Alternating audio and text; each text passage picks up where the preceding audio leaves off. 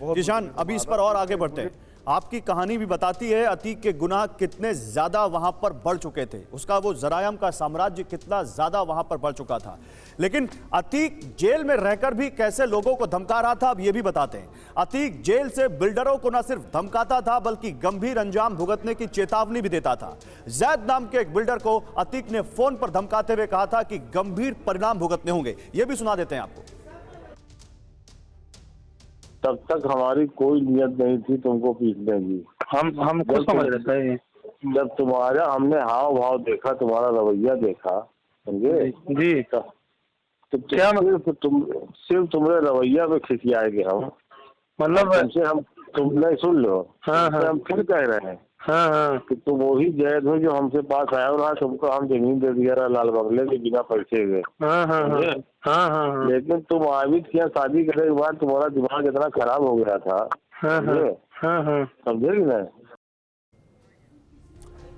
और देखिए, इसीलिए हमने इतना बड़ा पैनल रखा है जिसमें हमने कोशिश की है कि हर वर्ग का रिप्रेजेंटेशन हो। हमारे साथ विभूति नारायण जी हैं जो कि यूपी के डीजीपी रह चुके हैं, और हमारे साथ रंजन द्विवेदी जी भी हैं स्टूडियो में जो इस वक्त हैं, और आप भी सर 90s में यूपी के डीजीपी रह चुके हैं, यूपी पुलिस के सबसे बड़े ऑफिसर। सर, यूपी पुलिस को लेकर कई सवाल उठे हैं अतीक अहमद के इस मामले को लेकर, उन सवालों पर भी आऊंगा मैं। लेकिन आपका अनुभव, जो यहाँ पर पीड़ित हैं, जो हमारे साथ बाहर से पीड़ित हैं, उनको सुन के क्या कहता है। और अतीक अहमद एक ऐसा शख्स जो कभी उस जमाने में एक छोटा गुंडा हुआ करता था, वो इतना बड़ा माफिया बन गया, ये कैसे हो सकता है सर? अगर उसको किसी ने संरक्षण ना दिया हो, अगर उसको किसी ने वहां पर छोड़ा दिया हो। देखिए, बड़ा अच्छा प्रश्न है। एक तो धन्यवाद मौका देने का कि मैं पक्ष रख सकूं और ये पीड़ित है उनकी पीड़ा सुन सकूं। जी देखिए, होता क्या है कि कई रिजीम आती हैं जो गुंडों को, बदमाशों को प्रेशर देती हैं। कई अधिकारी ऐसे आते हैं जो कि या तो कॉम्प्रोमाइज़ करते हैं या इस बात पे कि साहब, क्योंकि मुख्यमंत्री जो है इनके पक्षधर हैं, जो सही कार्रवाई नहीं करते हैं, सीआरपीसी को नहीं देखते हैं, बल्कि अगली बगली झांकते हैं और गाइडेंस लेते हैं ऊपर से क्या हो रहा है। आपको छोटा सा उदाहरण दें, हिगिंस बॉथम्स में जो है ये अतीक ने जाके लोगों को मारा पीटा वहां पे, उसका मुकदमा कई महीने बाद कायम हुआ। सीआरपीसी कहती है कि मुकदमा कायम करो, लेकिन अधिकारी हमारे मुख्यमंत्री से पूछेंगे, यहां देखेंगे, वहां। हाई कोर्ट के चीफ जस्टिस ने जब कहा तो मुकदमा कायम हुआ, और उसके बाद जाकर के उनके आदेश के बाद अतीक की अरेस्ट उसमें हुई। तो ये देखिए, ये तो होता क्या है कि जब अधिकारी अच्छे आते हैं तो ये शांति से बैठ जाते हैं, इलाका छोड़ देंगे, क्योंकि जानते हैं कि यहां प्रॉब्लम हो जाएगी।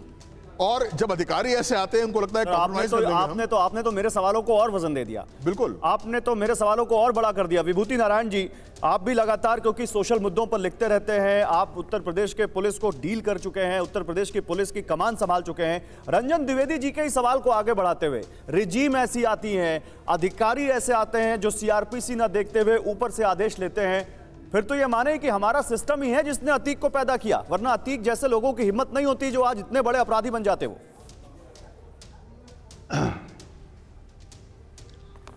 देखिए, रंजन ने बहुत सही कहा, अगर पॉलिटिकल पैट्रोनेज ना मिले तो कोई अतीक नहीं बनता।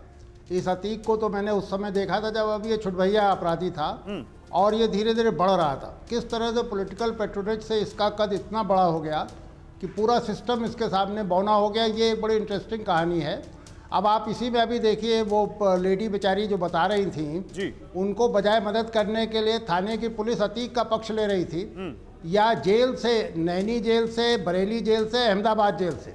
देखिए, ये भी ध्यान रखिए कि तीनों जगह ये भाजपा की ही सरकारें हैं, तो ऐसा नहीं है कि कोई पॉलिटिकल उसमें, ये भाजपा की सरकारों में जेल से इसका पूरा तंत्र चल रहा था। अब इसके खिलाफ ये कार्रवाई शुरू हुई है, तो मेरे ख्याल से तो सबसे ज़रूरी है कि जैसे उस लेडी ने बताया, जिन पुलिस अधिकारियों का नाम लिया, उन्हें फ़ौरन गिरफ्तार किया जाना चाहिए, उनके खिलाफ गैंगस्टर एक्ट की कार्रवाई होनी चाहिए। और जेल अफसरों के खिलाफ, अहमदाबाद जेल जो राजधानी है गुजरात की, वहाँ जेल में बैठ करके अतीक अगर यूट्यूब से वो व्हाट्सएप से बात कर रहा है, तो आप समझ सकते हैं कि वो तंत्र कितना बड़ा है। ये तो आप जो बात कर रहे हैं ये अतीक की नहीं, आप जितने भी बड़े अपराधियों को ले लीजिए, सबके बारे में खबर आती है कि वो जेल से ही अपना साम्राज्य चला देते हैं। जेल में पता नहीं उनको वहां पर कैदी की तरह रखा जाता है या यहाँ उनको सुविधाएं दी जाती हैं।